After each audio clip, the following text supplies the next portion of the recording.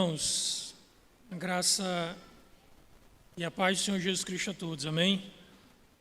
Queria convidá-los a abrirem comigo a palavra de Deus e meditarmos nessa noite sobre a reação ou as reações que o nosso coração ele toma quando nós somos desafiados na palavra do nosso Deus.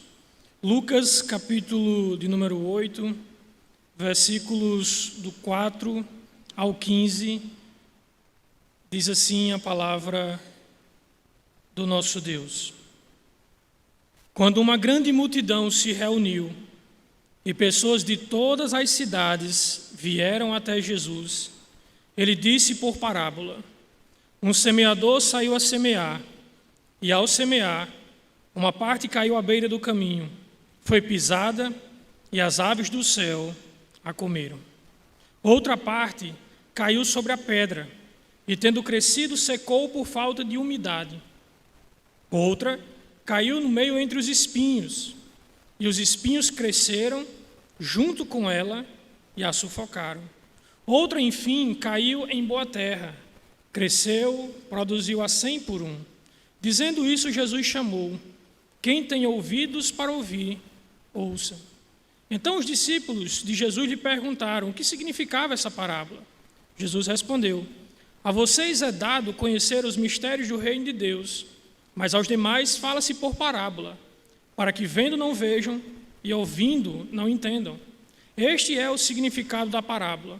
A semente é a palavra de Deus.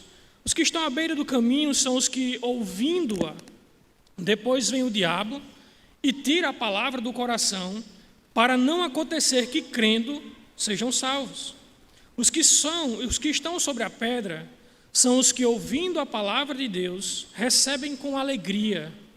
Estes, porém, não têm raiz, crendo apenas por algum tempo, e na hora da provação se desviam. A parte que caiu entre os espinhos, estes são os que ouviram e, no decorrer dos dias, foram sufocados com as preocupações, riquezas e prazeres dessa vida, e os seus frutos não chegam a amadurecer. A parte que caiu na terra boa, estes são os que, tendo ouvido de bom e reto coração, retêm a palavra. Estes frutificam com perseverança. Meus irmãos, amigos, eu acho que vocês já pararam para pensar quantas vezes nós reagimos de forma diferente a uma mesma situação. Há pessoas que reagem ao luto de uma forma, reagem à doença de uma forma, reagem ao sofrimento de uma forma, diferente de outras. Ninguém tem como reagir a uma mesma situação da mesma forma, com os mesmos sentimentos. E isso acontece, meus irmãos, porque nós reagimos às coisas de acordo com o estado do nosso coração. Nós reagimos a tudo de acordo com o estado do nosso coração. Eu me lembro de meu irmão, Adalberto, ele me contar a história que quando era mais adolescente, ele tinha um amigo que só ria de desgraça. Era um negócio assim absurdo, ele dizia que não tinha como entender. E ele me contou que um certo dia, os circos aqui, quem é mais de uma idade um pouco mais avançada, vai lembrar que os circos, eles iam ali para a Praça do Alto, onde hoje é a Praça do Alto, né? Ali era um terreno baldio, e ali a gente ia para assistir os espetáculos. E ele me disse, o Hélio conhece muito bem meu irmão, ele me disse que um dia eles foram para esse circo, né? E eles sentaram lá na arquibancada, e meu irmão disse que era um negócio assim que não tinha como você se controlar. Sabe, eram os palhaços muito engraçados, e meu irmão se acabando de rir, e ele lá calado. E aí, num belo momento, uma arquibancada lá que foi mal colocada caiu, derrubando um bocado de gente. Algumas pessoas se cortaram, ele disse até que um quebrou o braço, e de repente o amigo dele começou a rir assim, sem se controlar, todo mundo lá aperreado, e ele morrendo de rir, e meu irmão já com vergonha. O nosso estado, o estado do nosso coração, leva você a reagir de forma diferente a muitas situações. Até mesmo aquelas situações mais corriqueiras e inusitadas, você vai reagir de forma diferente. Se eu me levanto pela madrugada e entro no banheiro e uma pequenina rã pula na minha perna, eu simplesmente a ignoro. Mas se essa mesma rã pular na perna da minha esposa, provavelmente o quarteirão inteiro será acordado. Nós reagimos de forma diferente e isso não está, meus irmãos, isso está também relacionado à palavra de Deus. Quando nós somos expostos à palavra do nosso Deus, seja lendo a palavra, seja ouvindo uma pregação, o nosso coração ele vai reagir de forma diferente de acordo com o estado do nosso coração. Jesus sabia disso. Ele conhecia as multidões. Notem que o nosso Senhor Jesus ele não está muito preocupado com quantidade. Ele está preocupado com qualidade.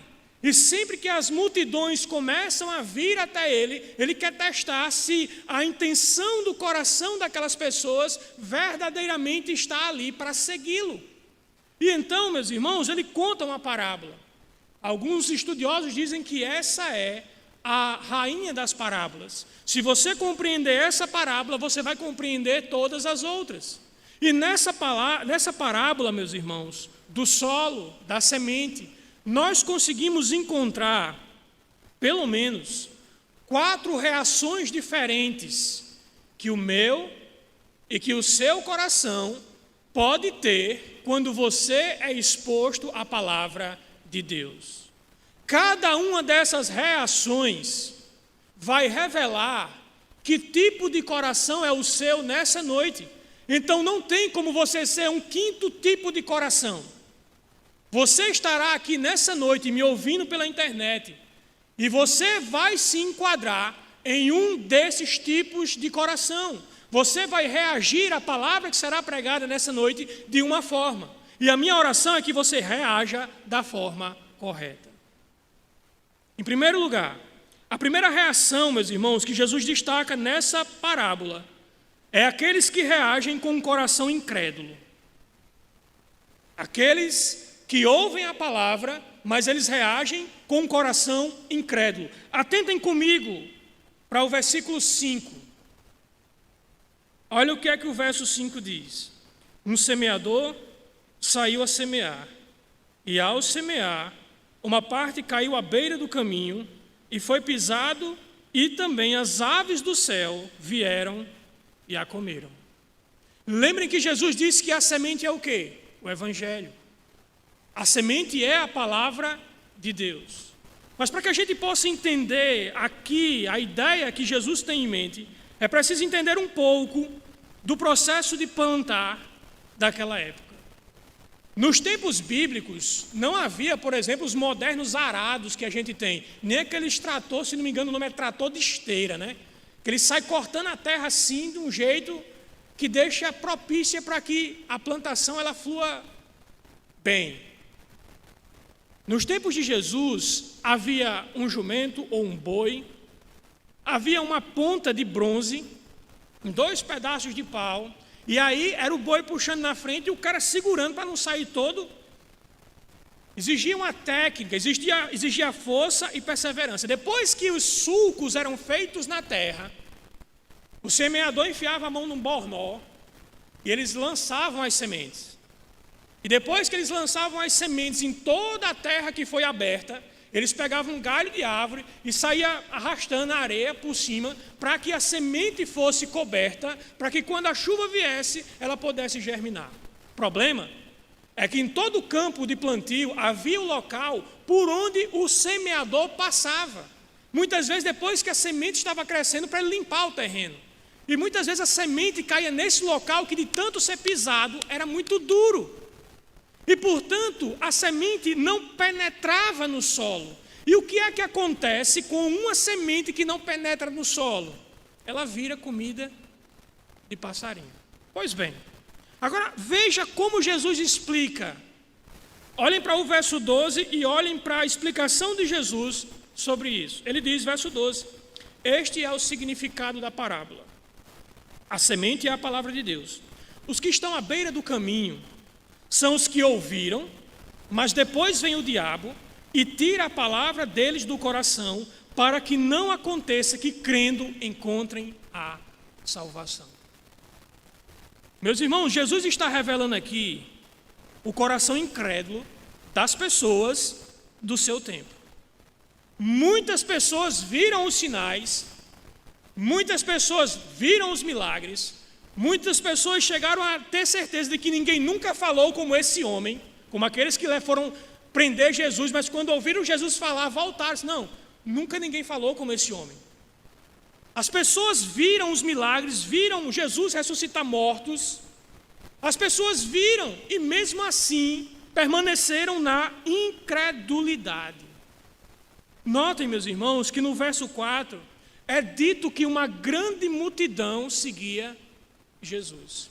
Mas nem todos, meus irmãos, que seguem Jesus, eles seguem pela razão correta. Muitos são enganados por suas motivações erradas, curiosidades, ou muitas vezes um falso evangelho que não confronta, pregado por uma falsa igreja, por um falso pastor. Mas esse não é o caso de Jesus. Jesus não está preocupado, e eu sei que a maioria esmagadora daquelas pessoas da geração de Jesus, é tanto que toda uma geração pereceu na destruição de Jerusalém. Jesus disse que aquela geração pereceria naquela destruição. Eles se perderam por causa da incredulidade.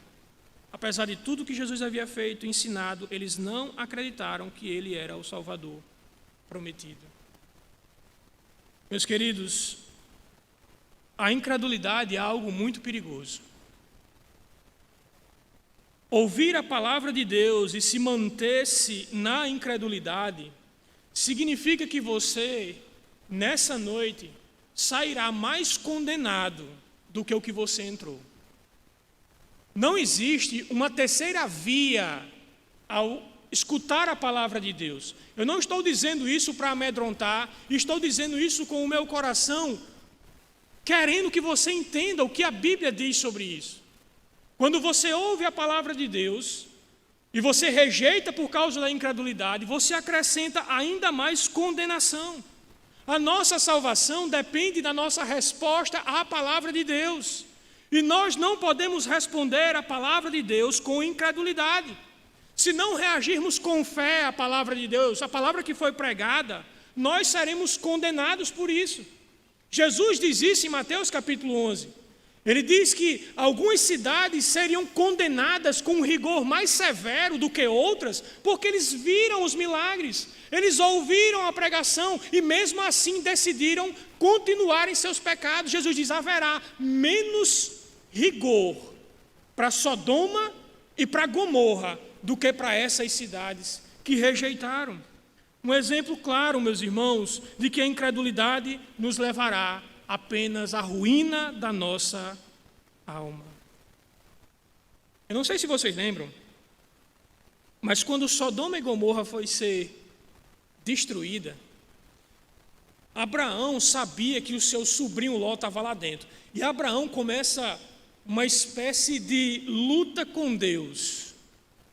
Abraão começa a interceder pela cidade, mas na verdade Abraão tinha intenção de salvar o seu sobrinho. Ele disse: Senhor, você vai destruir se tiver 100 justos, 50 justos, 10 justos. O Senhor disse: eu não vou destruir a cidade se tiver 10 justos.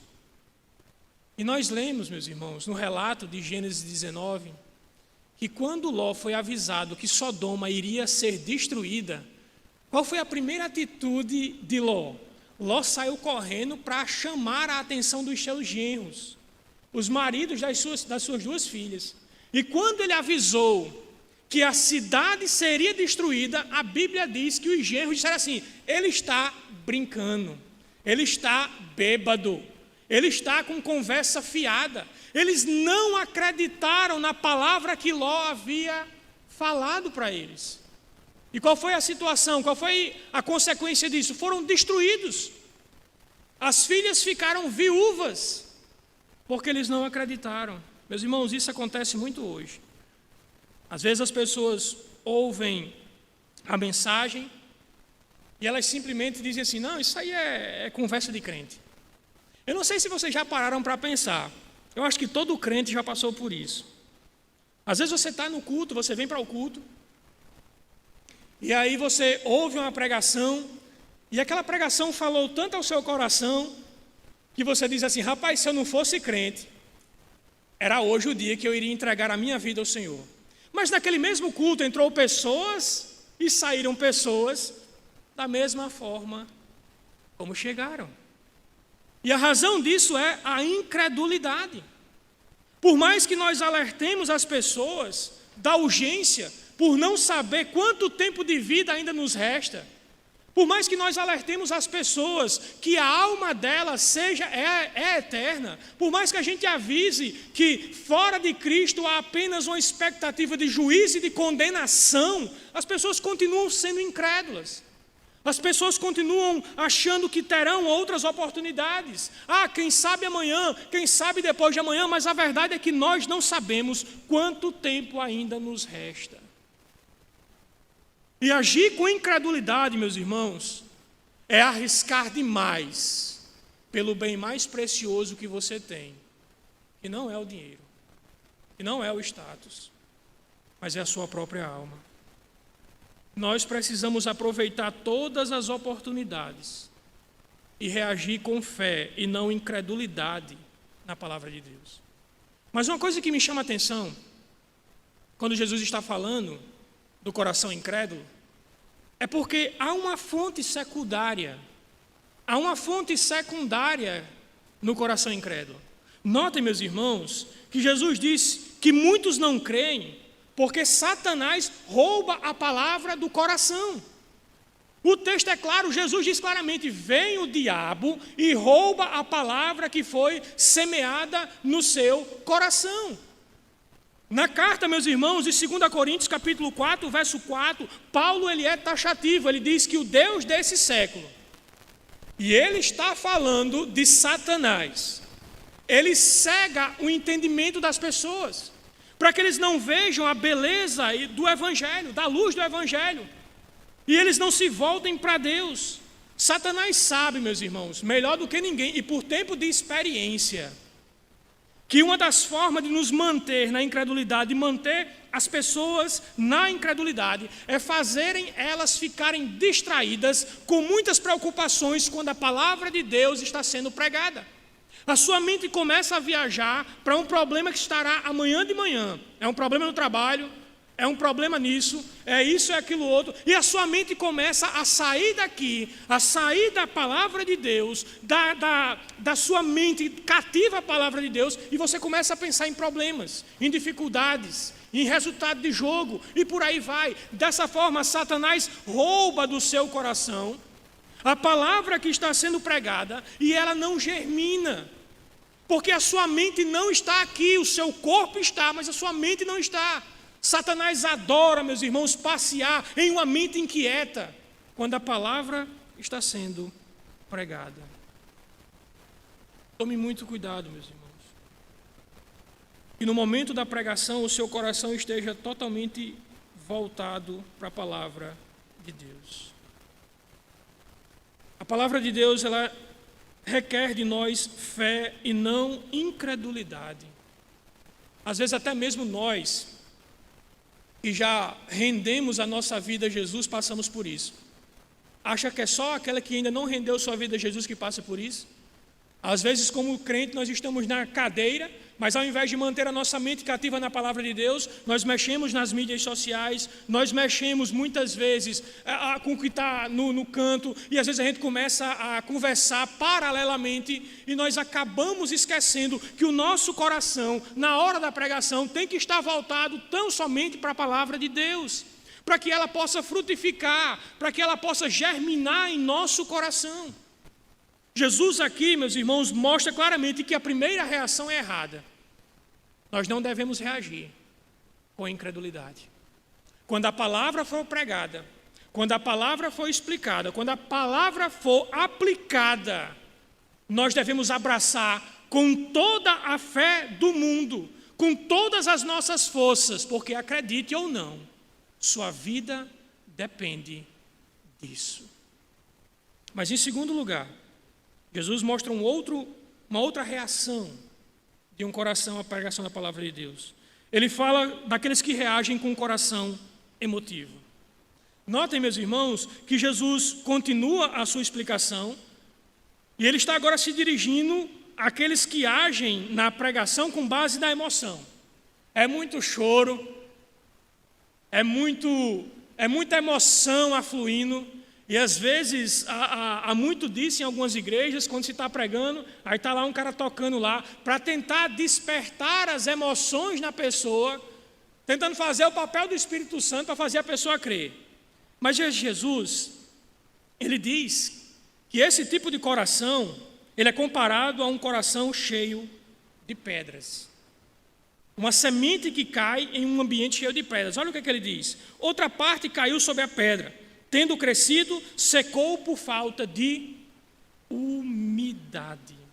Mais uma vez, meus irmãos, nós precisamos perceber sobre como eram feitos os plantios no tempo de Cristo. A região da Judéia, ela é uma região marcada por um solo muito pedregoso. Tem muita pedra lá. E muitas vezes aqueles arados que eles usavam raspavam apenas a parte superficial da terra. E quando a semente era colocada ali, por baixo tinha um platô, um pedaço de pedra grande. E então ela até germinava, ela até nascia, mas não tinha raiz, ela não tinha como penetrar no solo, porque não tinha como. Ele não tinha raiz. E então, meus irmãos, Jesus, ele vai explicar essa parábola no verso 13, dizendo o seguinte, olha a comparação que ele faz. Os que estão sob a pedra são os que, ouvindo a palavra, note que, em primeiro lugar, uns são incrédulos, não é verdade? Note que agora o negócio mudou. Eles ouviram a palavra. E eles até se voltaram afirmativamente para a palavra. Olha o que é que o texto diz, verso 13. Os que estão sob a pedra são os que, ouvindo a palavra, recebem com alegria. Estes não têm raiz. Creem apenas por algum tempo. E na hora da provação, se desviam, porque não tinham raiz. Meus irmãos, a fé, ela não é feita de emoções. A fé é feita de compromisso. É muito fácil vir aqui à frente chorando, se desesperando, e no outro dia voltar para casa e voltar a fazer as mesmas coisas que nós fazíamos antes. A fé é um compromisso que você assume diante de Deus, diante do povo de Deus, de que você não viverá mais da forma como você vivia antes. Antes você não considerava a vontade de Deus, você era incrédulo, mas agora você não apenas considera, você deseja viver para a glória de Deus. A fé muda, meus irmãos, e desperta toda a nossa vida para o caminho que Deus quer que a gente ande. É claro, meus irmãos, que a verdadeira fé tem emoções sim, mas a base dela não são as emoções. Não é a alegria daquele primeiro momento, não é o choro, mas é o compromisso, meus irmãos, de avaliar os custos. É por isso que é muito perigoso as pessoas ficarem tentando manipular na hora da pregação as emoções das pessoas, com histórias, com música, tentando fazer com que a pessoa se torne emotiva e tome uma decisão de vir até Jesus. As pessoas que tomam, meus irmãos, uma decisão com base meramente em emoções, sem avaliar os custos do discipulado, elas sairão, meus irmãos, com a mesma rapidez no primeiro momento de provação da sua vida. Quando Jesus está falando daqueles que recebem com alegria sem raízes, talvez a gente pense naquela pessoa que se converte hoje e quer evangelizar todo mundo. Ele quer fazer tudo para Jesus, ele quer tocar, quer cantar, quer pregar, quer fazer tudo. Mas aí a vida cristã começa a mostrar as dificuldades do caminho da obediência. E então, por não ter raiz, por não estar enraizado no Senhor Jesus Cristo, mas apenas em emoções, eles começam a abandonar. Na hora da sua fé ser testada, eles não apenas demonstram incredulidade no que Deus já havia prometido, mas eles abandonam. eles deixam de seguir, porque não avaliaram, meus irmãos, o custo do discipulado. Eles não tomam a sua cruz e seguem Jesus. Meus irmãos, eu não sei se vocês já pararam para pensar nisso. Jesus não nos prometeu um travesseiro, uma cama. Jesus nos prometeu uma cruz para carregar. E cruz implica sofrimento. E talvez o maior dos sofrimentos seja negar as minhas vontades para fazer a vontade de Deus. É quando o homem é obrigado a abrir mão da sua vontade para fazer a vontade de Deus que as coisas realmente começam a mostrar a qualidade da nossa fé. Hoje, meus irmãos, da mesma forma, as pessoas tomam muitas decisões com base na emoção. E depois elas caem. Jesus, ele promete vida eterna. Por causa de Jesus, você vai enfrentar, meus irmãos, dificuldades que você não tem sequer dimensão. Às vezes a dificuldade virá dentro da sua própria família. Aqueles que antes eram por você dentro de casa, começaram a dizer, pois agora que é crente só quer ser santo. E começam a lhe perseguir, porque eles não entendem que você recebeu uma nova vida do Senhor. Você recebeu uma nova vida, novos desejos, uma nova mentalidade, um novo propósito para a sua vida. Você enfrentará dificuldade. Mas com certeza, meus irmãos, com muita certeza, a maior dificuldade que a gente vai ter vai ser controlar o nosso próprio coração. Seu coração, vez por outra, vai querer ser incrédulo. E isso vai trazer dor, isso vai trazer dificuldade, isso vai trazer dúvida.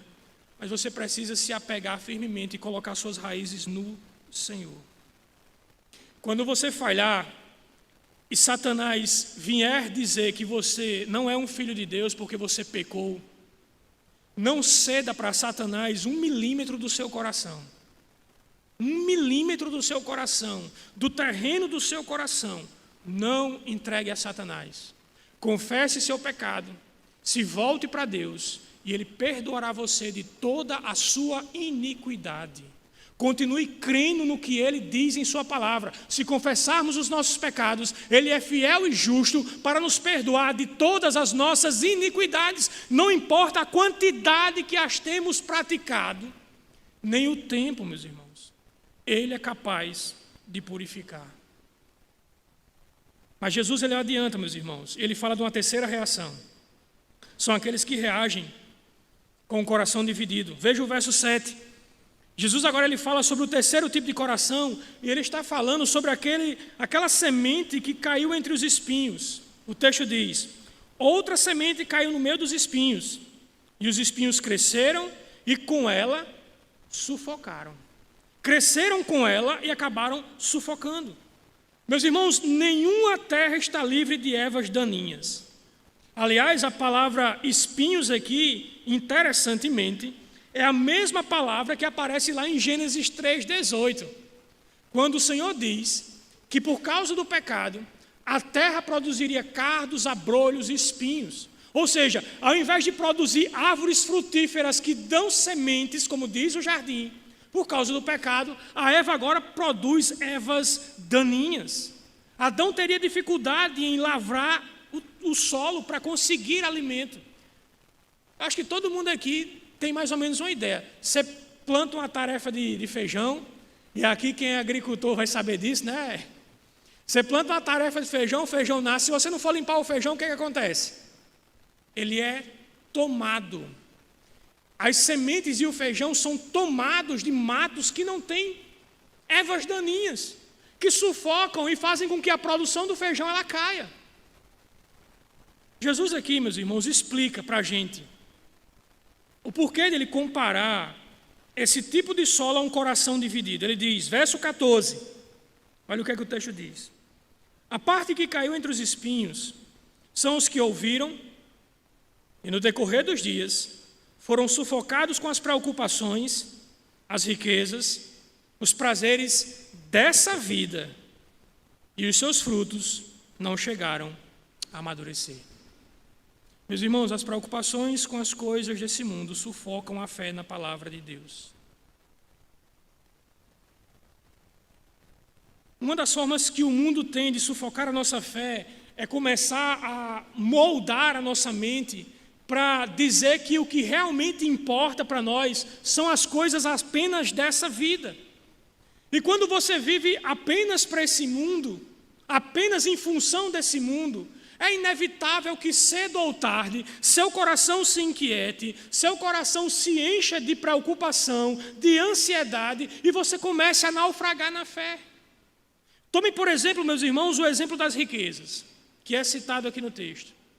Como, meus irmãos, existe uma facilidade de que as riquezas tomem, o desejo por riquezas, tomem o lugar de Deus em nossa vida. Como é fácil viver buscando apenas as coisas desse mundo. Jesus, nesse mesmo evangelho, eu queria ler essa passagem, no capítulo 18, verso 18 e 24, Jesus ele vai mostrar que há uma armadilha muito clara quando o nosso coração ele é voltado apenas para esse mundo, apenas para as riquezas desse mundo. Olha o que Jesus diz, capítulo 18, verso 18 ao 24. Certo homem importante perguntou: bom mestre, que farei para herdar a vida eterna? Por que você me chama de bom? Respondeu Jesus. Não há ninguém que seja bom a não ser Deus. E Jesus é Deus. Você conhece os mandamentos: não adulterarás, não matarás, não furtarás, não darás falso testemunho, honra teu pai e a tua mãe.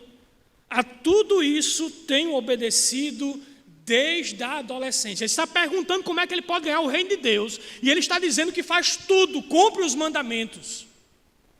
Ele é obediente aos mandamentos. Ao ouvir isso, disse-lhe Jesus: falta ainda uma coisa. Venda tudo o que você possui, dê dinheiro aos pobres, e você terá um tesouro no céu. Depois disso, venha e me siga. Ouvindo isso, ele ficou triste, porque era muito rico. E vendo entristecido, Jesus disse: como é difícil aos ricos entrarem no reino de Deus. Preste atenção, como é difícil, não diz que é impossível. Por quê? Porque há ricos, pessoas que têm posses, que não fazem da riqueza e do seu dinheiro a razão da sua vida. Eles conseguem entender que tudo que tem vem das mãos de Deus. Não há errado, não é errado, não tem problema nenhum você ter dinheiro. Problema é o dinheiro lhe controlar. Problema é o dinheiro fazer você pensar que tudo que importa é esse mundo. Jesus identifica, meus irmãos, o ídolo do coração desse homem e manda que ele destrua. Manda que ele se arrependa e tenha para ele um tesouro que ninguém pode tirar dele. Mas infelizmente, meus irmãos, a riqueza daquele homem levou ele a tomar uma decisão fatal para a sua vida. Ele sai triste, porque reconheceu que havia um ídolo na sua vida e ele não estava disposto a abrir mão desse ídolo para ganhar a vida eterna. Você estaria disposto a abrir mão dos ídolos do seu coração para ter a vida eterna? Hoje é uma boa noite para você sondar o seu coração. Será que você está disposto a arrancar tudo aquilo que está fazendo o seu coração ficar dividido? Você é capaz de abrir mão de tudo, de absolutamente tudo, para ter aquilo que você não pode conquistar com as suas forças?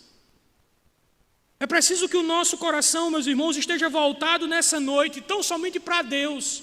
Um coração dividido será no fim incrédulo.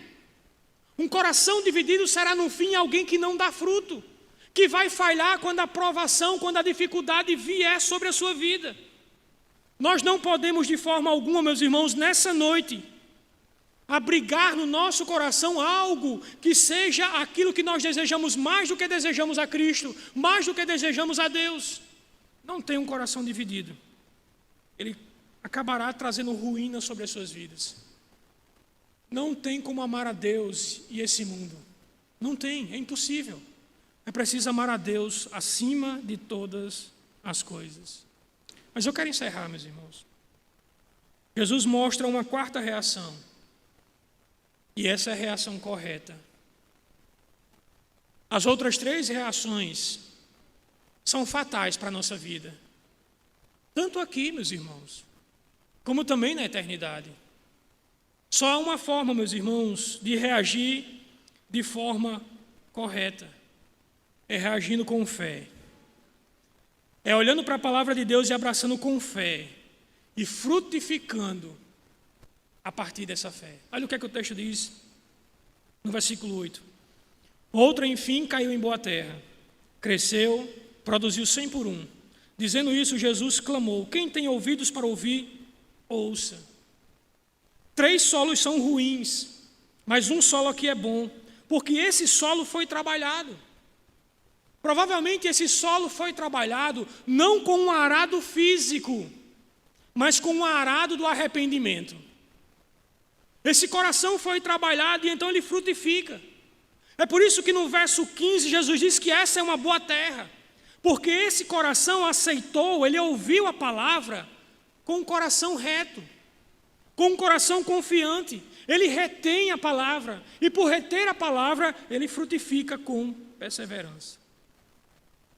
Meus queridos, precisamos ouvir a palavra de Deus para que essa palavra produza em nosso coração os frutos espirituais que o Senhor quer. Mas só será produzido esses frutos se aceitarmos e se acatarmos essa palavra com fé. E é preciso passar primeiro pelo arrependimento. Você precisa reconhecer que é pecador. Você precisa reconhecer as suas falhas. Você precisa reconhecer que a forma como você tem vivido longe do Senhor levará você apenas à destruição. Você precisa nessa noite reagir com fé, e você reage com fé nessa noite, entregando a sua vida a Jesus Cristo. Há 4 formas, meus irmãos, de reagir à palavra de Deus. Nós reagimos de acordo com a condição do nosso coração. Que tipo é o seu coração? O seu coração é dividido entre os prazeres desse mundo e Deus. O seu coração é um coração que é movido apenas por emoções.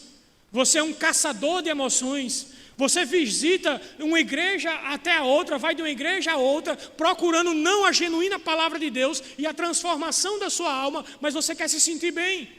Você quer ir para uma igreja que diga apenas aquilo que você quer ouvir, você não quer ser confrontado, porque você quer se sentir bem. Mas muitas vezes, meus irmãos, o primeiro passo para se sentir bem, eu falo se sentir bem pelo resto da eternidade, é você primeiramente se entristecer pelos seus pecados.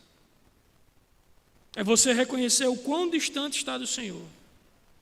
Talvez você está aqui nessa noite e reaja com um coração incrédulo. Mas saiba, meus irmãos e meus amigos, que ao reagir com incredulidade, e ao sair dessa noite com a incredulidade no seu coração, ou com o coração dividido, você se torna passível de uma condenação maior do que você já tinha antes.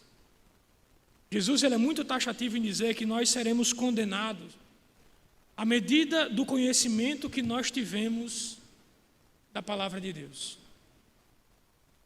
Quanto mais você ouve a palavra de Deus e reage com incredulidade, com o coração dividido, mais você aumenta a sua condenação.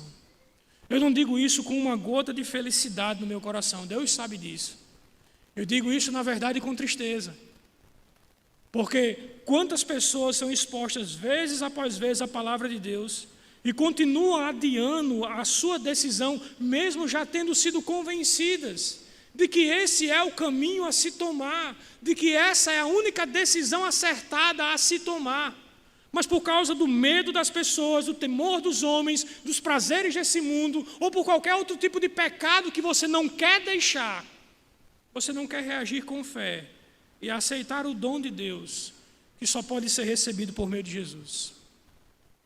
A minha oração é que você tome a sua decisão hoje, e você pode fazer isso nesse momento. Você pode, nesse momento, entregar a sua vida a Jesus e fazer isso na presença de todo o povo de Deus e receber um presente do qual ninguém poderá tirar de você. O direito, como diz João, de se tornar um filho de Deus. Você pode fazer isso nesse momento. Se por alguma razão você não quer fazer isso nesse momento, você pode procurar depois um irmão, Amém.